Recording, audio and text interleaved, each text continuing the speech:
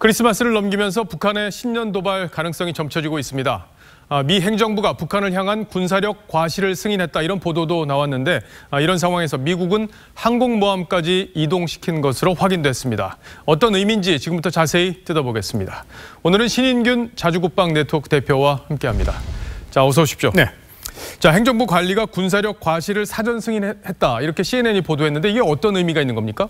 현장 지휘관이 판단할 때 이것은 도저히 요격을 해야 되겠다. 그러면 요격을 하고, 또 이것이 무력 시위를 해야 되겠다. 그러면 무력 시위를 하고, 이런 것들을 일일이 백악관에 알아보지 말고 즉각 가장 효율적인 군사적 조치를 현장에서 판단해서 하라라고 하는 것을 아주 폭넓게 허락을 해줬다. 사전 조치해줬다라고 보시면 되겠습니다. 예, 이게 뭐 정부에서 공식적으로 나온 입장이 아니라 이제 언론 보도를 통해서 나왔기 때문에 아직까지 확인된 단계는 아니라는 걸 시청자 여러분들 감안하셔야 될 것 같고요.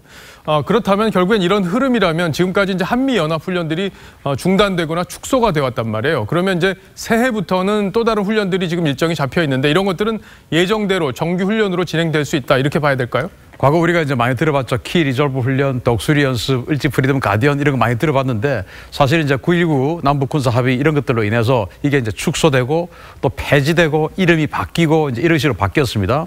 그런데 김정은 북한 국무위원장이 가장 두려워하는 것이 이런 한미연합 군사 연습이고, 그것을 대규모로 하는 건데, 북한의 도발이 된다면 미국은 그 도발을 모멘텀으로 해서 이 한미연합 군사 훈련을 대규모로 다시 재개할 수가 있습니다. 그런데 연합훈련이 재개가 된다면 북한과 협상이 사실상 어렵게 된다, 이렇게 좀 판단해 볼 수 있는데, 그렇다면 트럼프 대통령 입장에서는 이제 재선을 앞두고 있단 말이에요.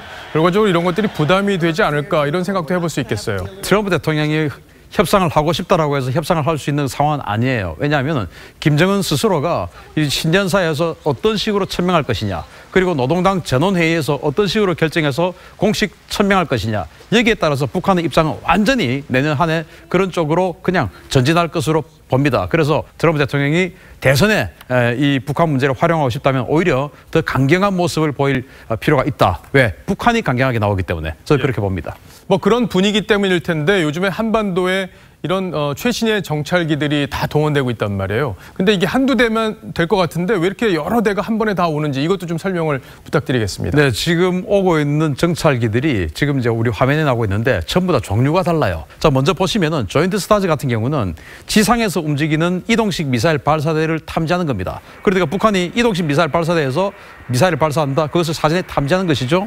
그리고 글로벌 호크 같은 경우는 그런 것들을 사진을 찍습니다. 또 이 코라볼 같은 경우는 북한이 미사일을 쏘면 그 미사일의 궤적을 완전히 실시간으로 추적해가지고 미사일 요격 시스템하고 연동을 시켜줍니다.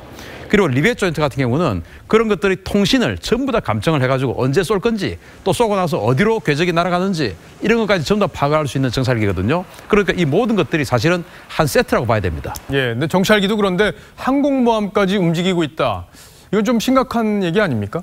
이건 정말 심각한 이야기예요. 지금 에이브람 링컨 항공모함이 동북아시아에 와 있는 것으로 지금 확인되고 있거든요. 지금 이제 이 사진이 바로 미 해군에서 공개를 한 사진인데, 이게 에이브람 링컨 항공모함이고, 불과 며칠 전까지만 해도 호르무즈 해협, 즉 이란 앞바다에서 이란을 압박하고 있던 그 항공모함인데, 불과 며칠 만에 지금 남중국해에 나타났습니다.